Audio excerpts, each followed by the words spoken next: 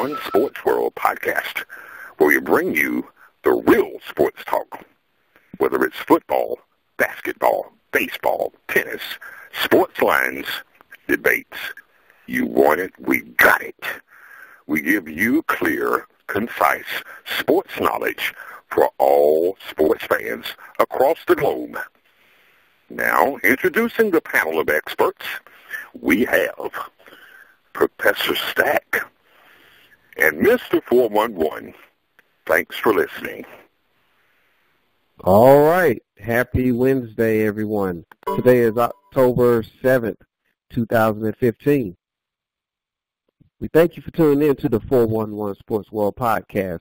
This is our Crossing the Lines edition, where we're going to help you win your friendly wagers.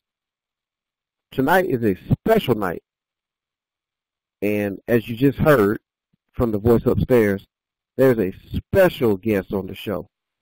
He's hard to find, and he's from parts unknown, and he is Professor Sack. How's it going, Professor? Good evening, 411. How you doing, baby? Man, I'm great. Good, good, man. How's that bankroll looking, bub? Hey, it's growing. It's growing every week. Understood. That's right. Especially with those Professor Sack specials. Right. We, you know it. As of right now, Professor Sack's game of the week is 4-1 through week 5 of the college football season. And, hey, man, it's great talking to you. Actually, we have something in common, and I'll bring it up in a little bit. But go ahead, man. It's great talking to you, bud. I'm excited about it tonight. Hey, man, I am so excited. You know, I'm just flabbergasted, man. I just, man, you are hard to find. People don't really understand that. And for you to take the time to dial in from one of your, offlines, that that means a lot to the 411 Sports World. The fans are ready. They're at the edge of their seat. They want to know how to win their friendly wagers. And as you said earlier, 4-1 with Professor Sack specials. I mean, you had over 80, like an 80% clip right there. That's a lot of winning. But yeah, we do have some things in common. If you'd like to elaborate on that, please go ahead. That's hilarious. That's hilarious, 411. Actually, if your listeners don't know, 411 and myself are both, our hometown is Columbus, Georgia. And, I'm proud to call Columbus my hometown, even though I am from parts unknown. I travel often, but I still call Columbus my home. I don't live in Columbus, but let me tell you, I'm blessed to be from Columbus. And, this evening, actually, I'm glad you caught me. I'm sitting in the Atlanta airport ready to travel to Nashville tonight, and we'll bring that up here in a second. But, man, it's great talking to you. We share a lot of stories together. We talked on the pre-show, and this is going to be a classic show, man. I'm excited to talk to you, buddy. All right. Well, look, we're going to cover, some NFL action. You have 2 specials on that. You also have 4 college specials. And you have to really stay tuned, ladies and gentlemen, to get the information on these games. They were selected for a reason by Professor. So be ready for that. But before that, Professor, let's talk about just a little bit about Columbus, Georgia, man. Municipal Auditorium. You are great. Municipal Auditorium, the days of the dart matches and Wednesday night NWA matches, and oh man, the Columbus Astros, yes sir, Columbus Indians, and the Mudcats. The Mudcats, all the great football at Memorial Stadium in Connect. I'm actually a Shaw High graduate, and proud to call myself that. And as you know, Columbus, Georgia is an Auburn town, Auburn football town at that, and right. Sometimes we have to shave our bias and look at football as a whole, which was tough to do as a child. But we got a good background, and let me tell you, man, some very great memories from Columbus. Very, very fond memories. I love it. Awesome, man. And one of my favorite memories, man, Top Hat Chicken. Top Hat Chicken, delicious. Tell them about that. Joe, you don't know about Top Hat Chicken. That is the top-notch chicken in the state of Georgia, as well as some of the best barbecue. And we hear barbecue stories all the time about Memphis and Carolina barbecue, but you cannot beat Columbus, Phoenix City barbecue with the yellow sauce, as they call it. Yes, sir. Western Georgia and the chicken cumbers and the 13th Street. Just a wonderful place to get fat, man, if you really wanted to. Exactly. And if you have some seafood on your mind, don't forget about Rose Hill, man. Rose Hill. Hey, man, beautiful. Oysters on the half shell, Bubba. Yes, Oysters sir. on the half shell. Good stuff. Yeah, man. Well, I'll tell you what, Professor. Everybody's waiting. So, let's get into the college scene here. And everybody grab your pen and paper. Get ready to win. Western Kentucky. They're playing Middle Tennessee State this weekend. And this is not a game that's going to be on ABC 8 o'clock at night. However, Professor, you selected this game, and it has an 8.5 point spread in it. You want to go into some detail on why, and who should you take in this game? Absolutely, for one. I've and the calculator has mentioned this on previous shows. I've been on the Western Kentucky bandwagon all year long. It's a good bandwagon to be on right now. They're 4-0-1 against the spread, with their only push was against Indiana, who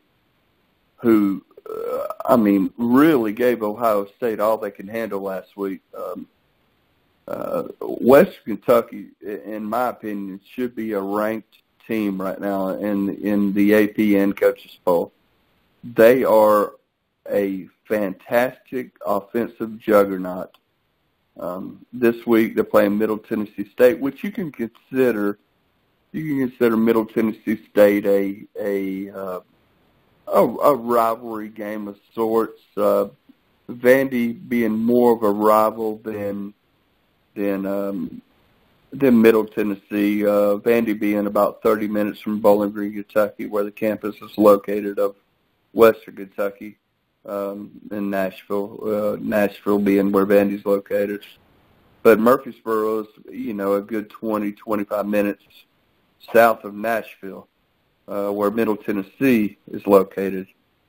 And let me tell you, this a rivalry game of this sort. It's been going back and forth for about 6 years. 3-3 the last 6 years, Middle Tennessee and Western. But there is a lot.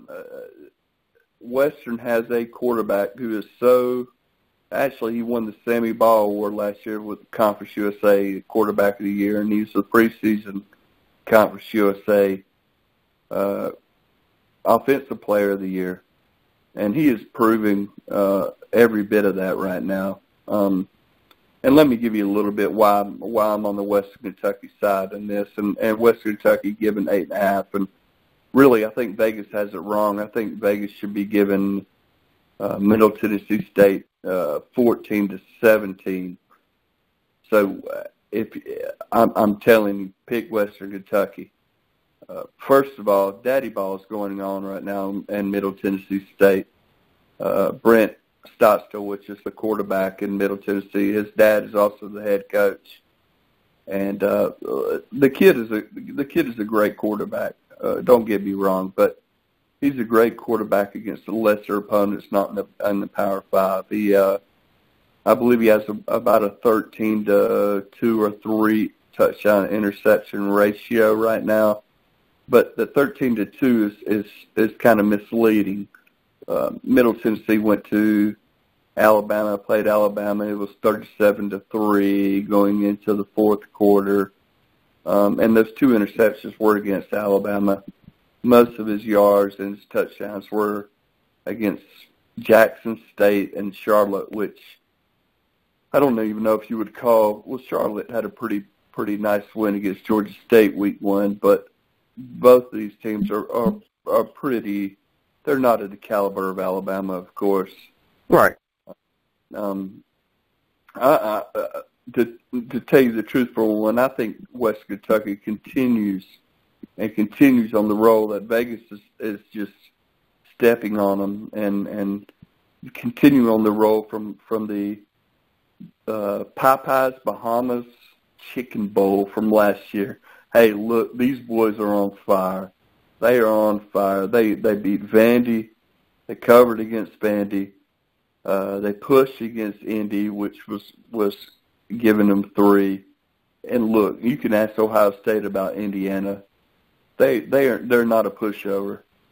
I'm telling you, Brandon Doughty is an NFL caliber quarterback, and I'm calling that right now. Even though he might be a 5th to 7th round pick in next year's draft as a graduate student at Western.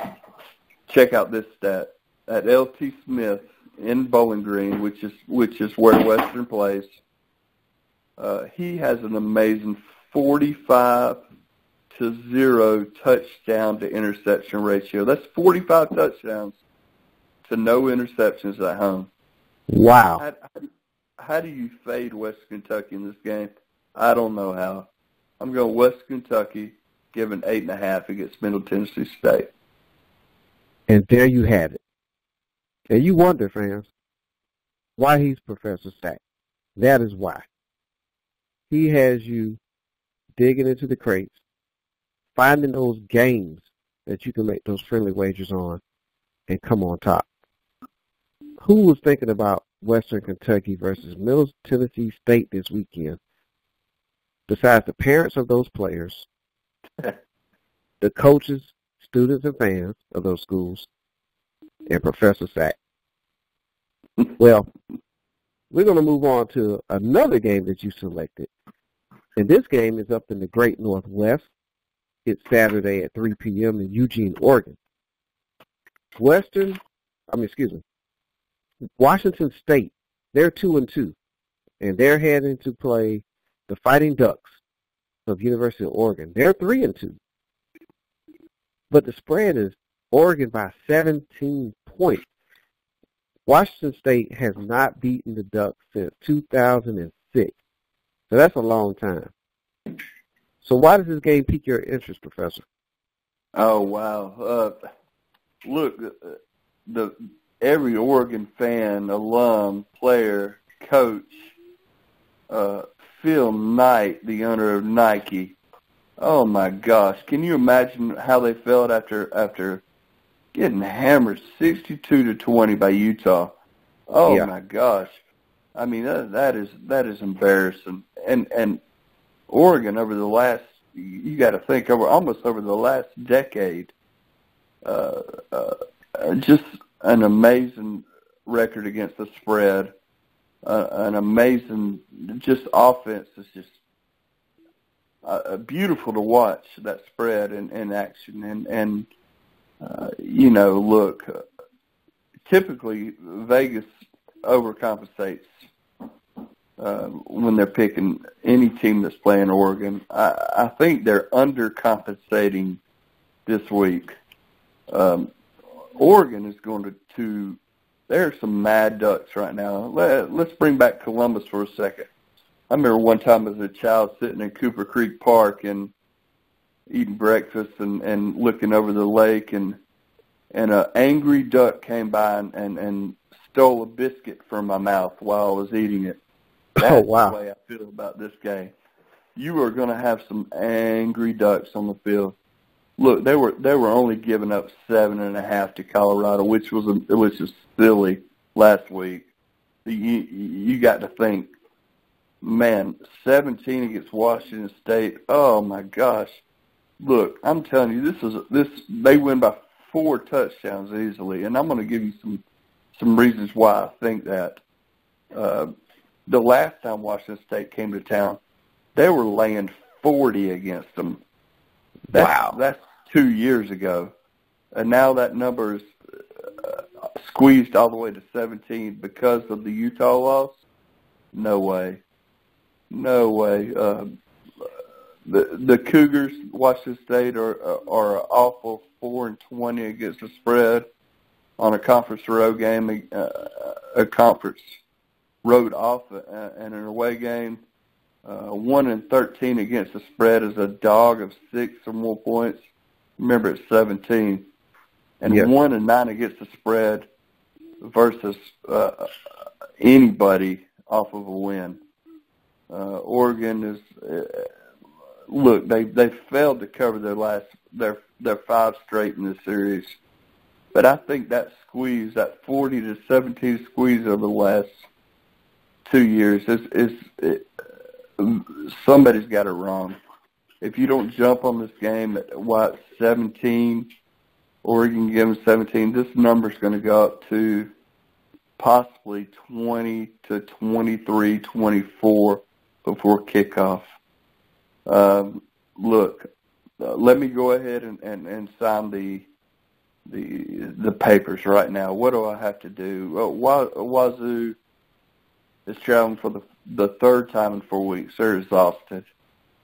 And look, Oregon, this will cement it right here. I mean, this is it. Oregon is a perfect 18-0 straight up and 16-0 against the spread at home versus sub 33% opponents since 1987. This is a lock if I've ever seen one. Oregon giving 17 to Washington State. Lock it up. Make you a friendly wager. Hey, there you have it. There you have it. It's a lock. Take Oregon. Take the Fighting Ducks. Take them before they take your biscuit. That's absolutely correct. Bacon, egg, and cheese biscuit, baby. Yes, sir. From Hardee's. From Hardee's. Yes, sir. Well, yes, all right. Sir. Well, look, those were 2 awesome selections there, and I looked at that in my pockets off those 2 picks. But I understand that you have 2 more. So the team that trounced the University of Texas this past weekend, TCU, Texas Christian, they are going to battle versus Kansas State. And I look at the spread of a +9, and it's like, wow, that seems kind of low. Someone like me would be afraid to just look at a line just that small and go on a certain direction. But if I'm going to select TCU, it seems like, hey, that's easy. If I'm going to go that direction, so explain to us why you selected this game and which way you're going to go with this, Professor.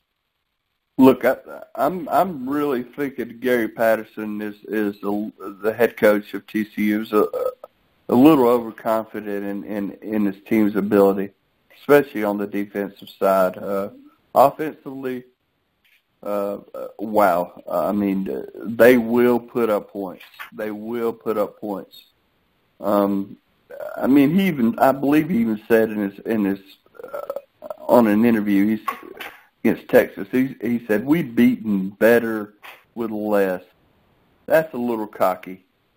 No, I think they're going to go in a little overconfident. I'm pretty sure they're going to be overconfident, and they are going to remind everyone why they've given up 89 points in the last 2 games before the Horns, before Texas. They give up points. Kansas State can score. This might be an upset. This might be an upset. Look, you got to think of the tip pass against Texas Tech. Look, Boykin is a fantastic quarterback, but that pass could have cost them the game. If you win by a tip pass, look, Auburn did it, against Alabama, and Georgia, and won a game. But look, how many times has that happened over the last 2 decades? A tip pass to win a game, to straight up win a game, not even cover a spread. Kansas State's at home in Bill Snyder Stadium. Look, Bill Snyder is still the head coach, even though he's about as old as that old dude on the Beverly Hillbillies or whatever it was called. But look, man, the Wildcats, Kansas State, always bring it at home. They have a great home record in Manhattan. Their defense are only allowing 17.2 at home right now. TCU will score more than 17-2. I give them maybe 37-42, but Kansas State are going to match them.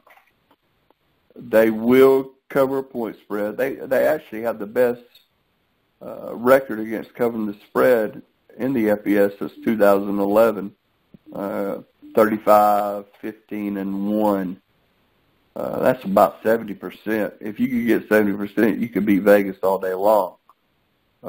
Recent against the spread histories, the Wildcats have gone 4-0 against TCU, 9-1 in the last 10, while TCU counters with a lifeless 0-5 in the first back-to-back road games, with an 0-3 against the spread record against the Big 12 Revengers.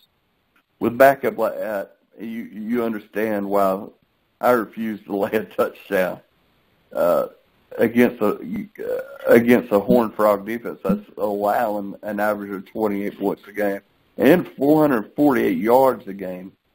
448 or 452? It's something ridiculous. Look, here's the clincher right here.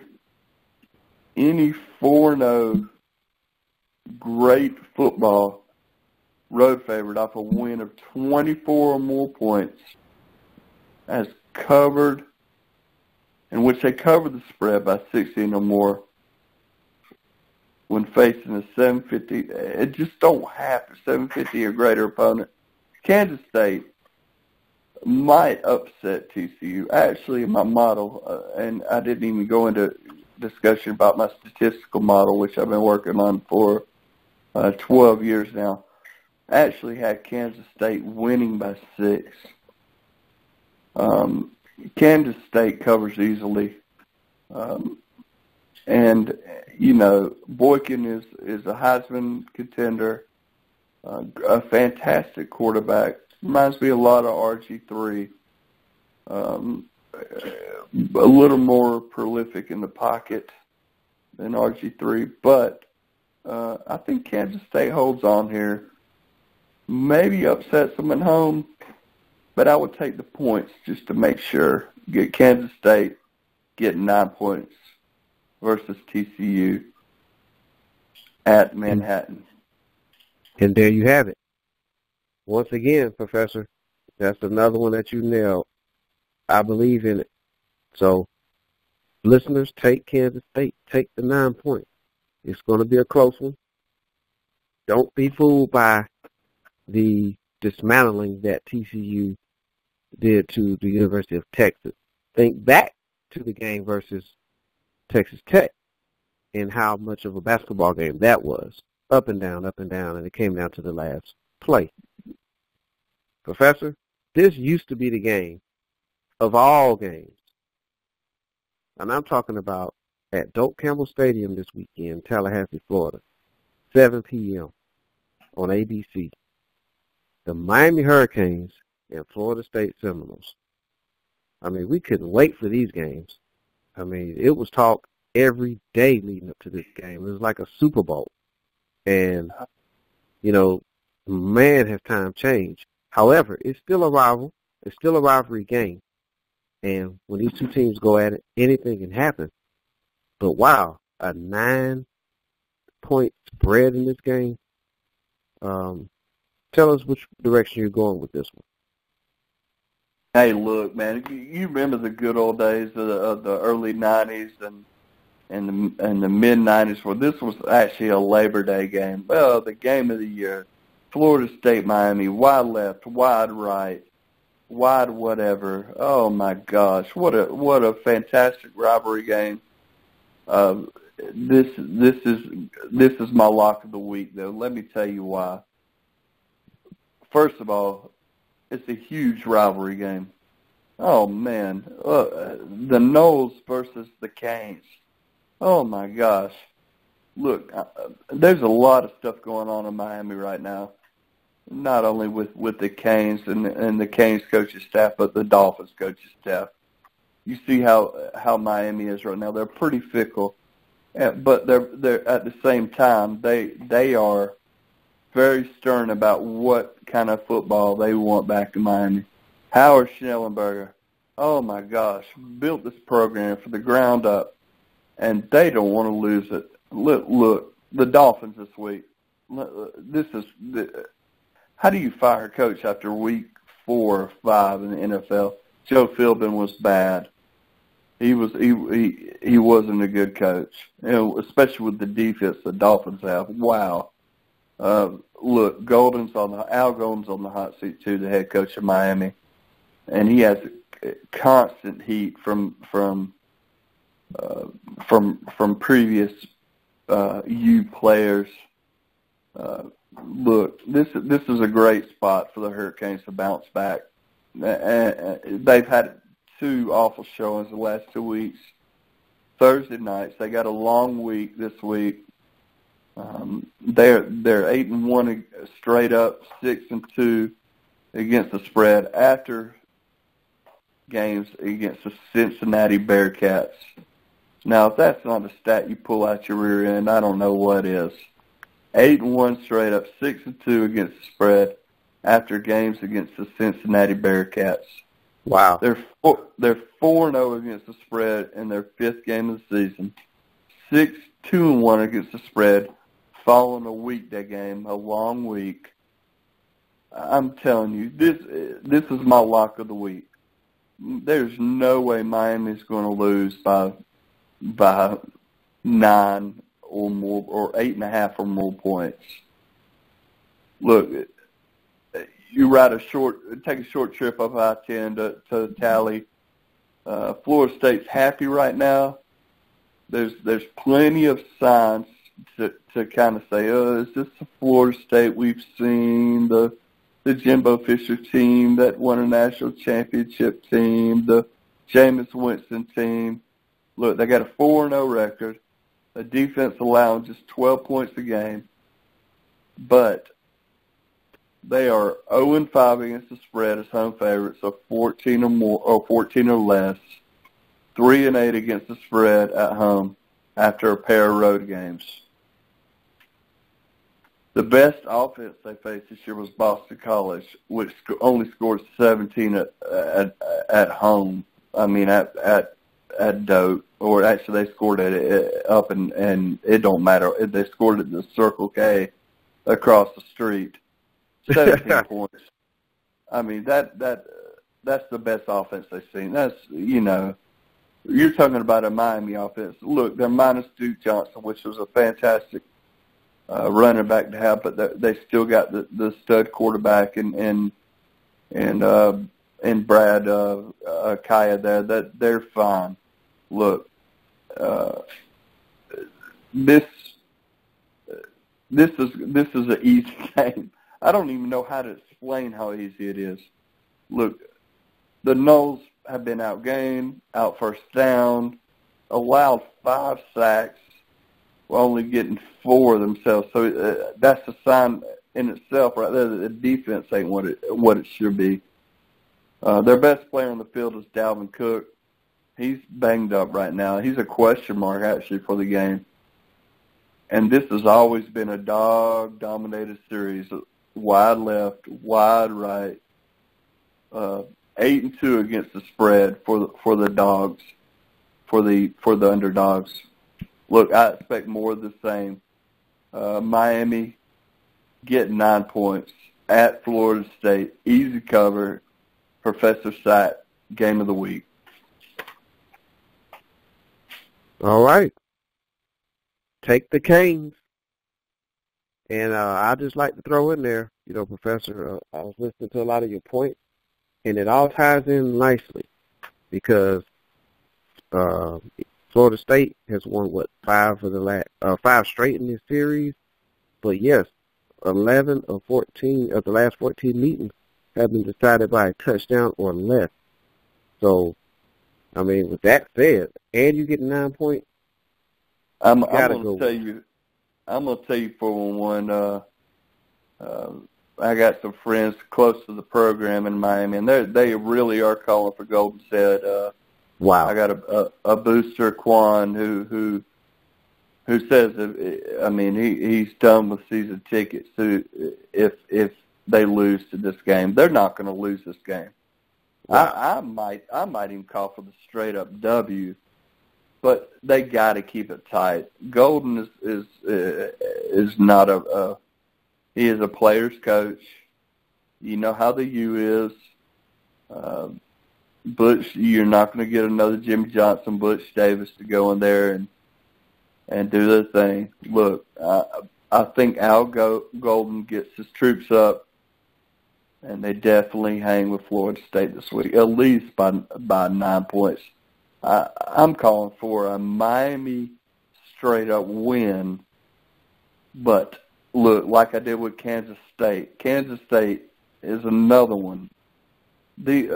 Look, people are going to be shocked. There's usually 2 upsets a week. These are my 2 upsets I'm calling this week. The upset last week I called was Alabama over Georgia, which we all know how that happened. You got my 2 upsets this week. They're definitely going to cover. Wow. Friendly wagers, too easy. Too easy. All right. Too easy. Too easy, ladies and gentlemen. Take Western Kentucky. Take Oregon. Take Kansas State. Take Miami. And as Professor said, and he knows the ins and outs of Vegas. He knows boosters. He knows coaches. He has the inside scoop. That's why this gentleman is anonymous in his locations. He's told you where he. I think I told everybody. He told you that he would. But I know how you operate. And there's people that's going to be heading to the Atlanta airport looking for you, and you won't be there. Good luck finding. Because I know how you move. So and I know that this line, after we get off, it's going to disappear. So fans, take advantage of this opportunity from the professor. So now, since we just reviewed the college scene, Professor Sack, I know you want to give some of the NFL fans 2 special games to win on their friendly wagers. And I hear that it's a game that's going to be played in the Midwest between 2 Midwestern teams, Chicago Bears and Kansas City Chiefs. Looks like there's a huge spread on this game. So why would you even tackle professional football game with a spread this big? There is for one, and the line right now is, and we're talking about Kansas City, Chicago. As of right now, my record in the NFL is 60%, which is even in Vegas after the juice. If you're making a friendly wager. But I'm pretty confident about my 2 picks this week. Kansas City giving 10.5 to Chicago. It's now or never for the Chiefs.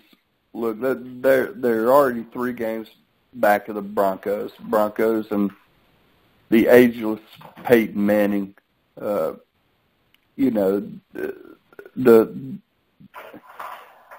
they got to do something. Andy Reid's a great coach, and he's not going to last in Kansas City. They're a very fickle fan base.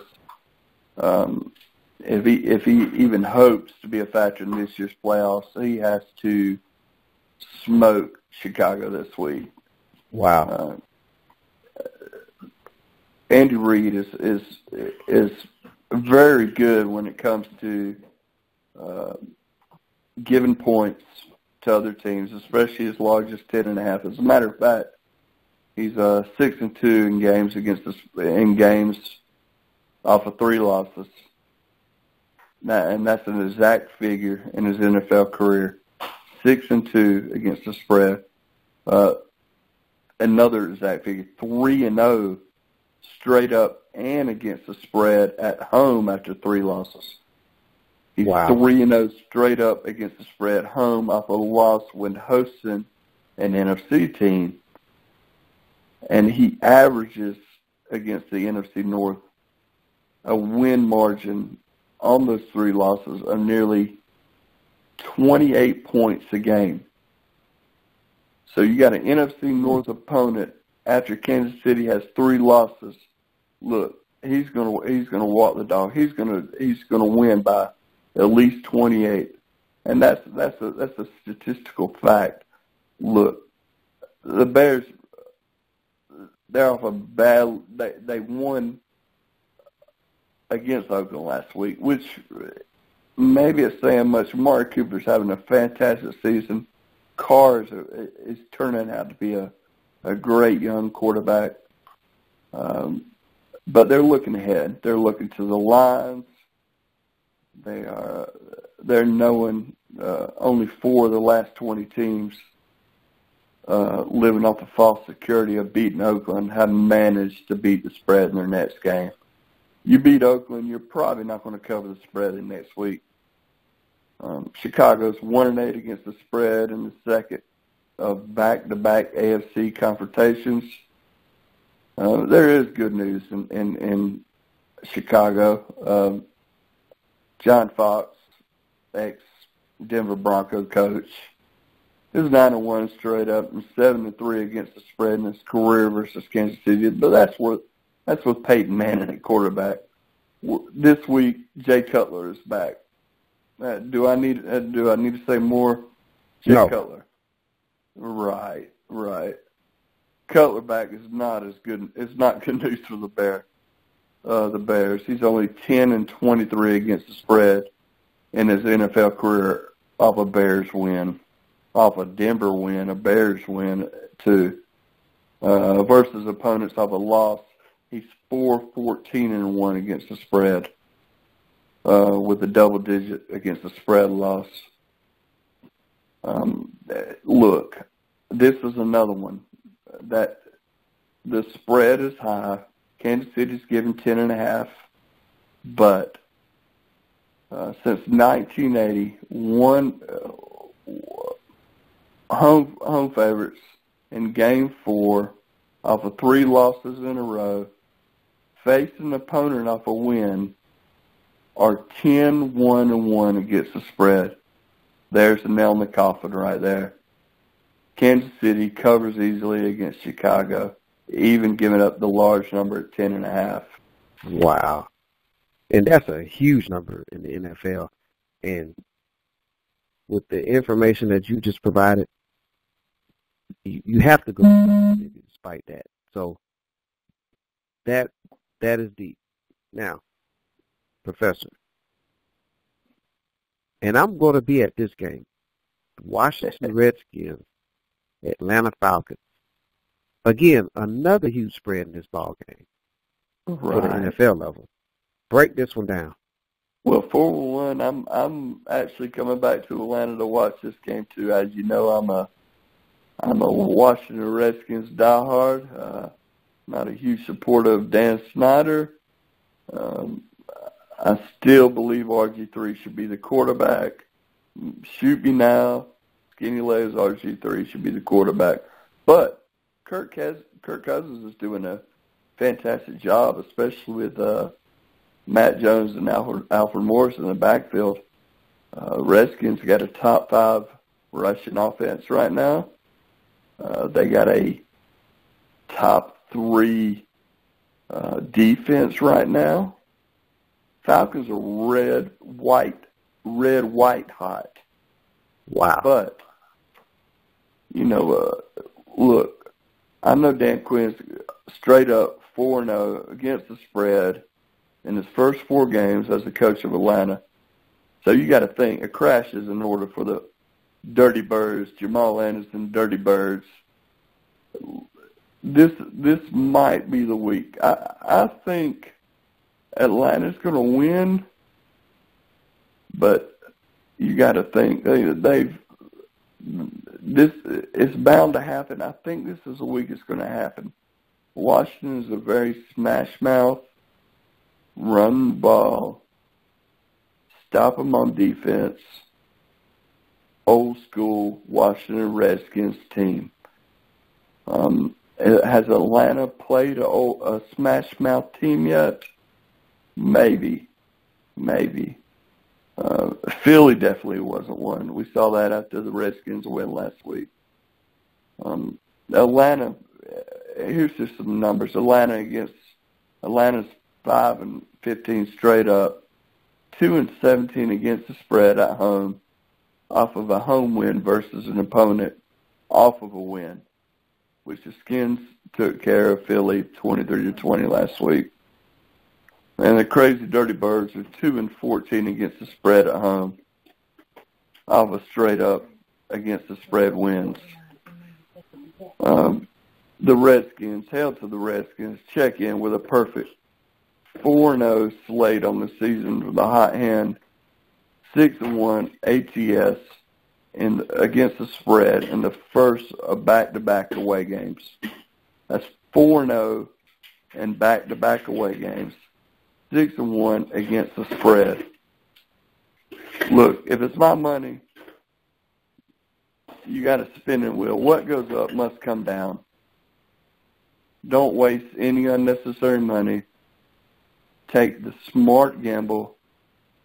Take the Redskins getting 9 against the Falcons. Not calling for the straight-up win here.